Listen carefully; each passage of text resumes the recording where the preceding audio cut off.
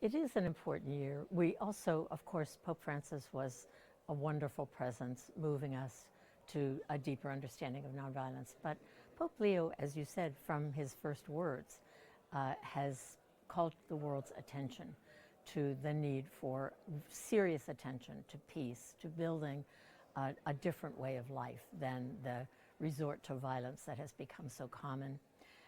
Pax Christi, as you said, has been working for peace for the last 80 years. We were founded at a time when the world was just finishing decades of conflict in Europe, World War I, World War II, and Europeans were very committed to finding ways for reconciliation and for peace. Pax Christi was very much a part of that movement. Neighbors across an imaginary line between France and Germany who knew that they had to find ways to reconcile, to live together, to pray together. And that was really the beginning of Pax Christi.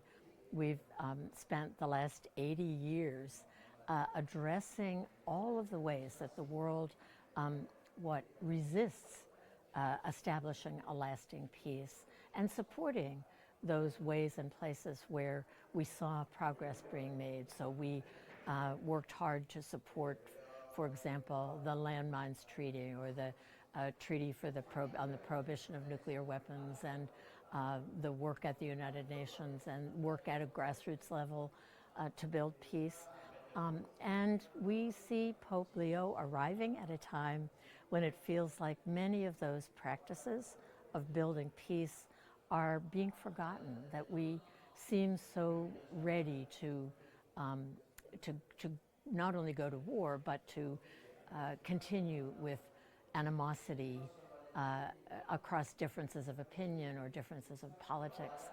And so Pax Christi moves into this next step with a very deep belief that nonviolence is the way forward. And we were very encouraged by Pope Leo's description of peace as unarmed and disarming.